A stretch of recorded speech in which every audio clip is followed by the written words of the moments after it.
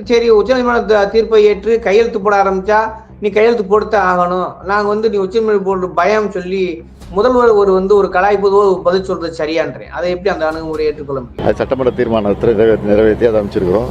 அதை அனுப்பிச்சிருக்கிறாரு. ஒருவேளை நீதிமன்றத்துக்கு நாங்கள் போயிடுவோம் பயந்து அவர் அனுப்பிச்சிருக்கலாம். அதனால இப்ப என்னன்னா தலதை பிச்சது தம்பிரான் புண்ணியம்னு சொல்லிட்டு தலைவர் இப்போ நீட்டுற பக்கம்லாம் கையெழுத்து போறாரு. வடிவேல் சொன்ன மாதிரி இந்த இந்த இந்த எத்தனை கையெழுத்து எத்தனை பக்கம் அப்படின்ற மாதிரி நீ நீட்டுற பக்கம்லாம் கையெழுத்து போட்டுதான் ஆகணும்.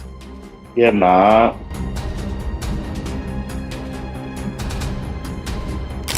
ஏழாயிரம் பேர் வர்றான், ஒருத்தனுக்கும் தகுதி இல்லை அப்படின்னா இவனை எதை கொண்டு அடிக்கிறது? இப்படி சொல்றவன எதை கொண்டு அடிக்கிறது?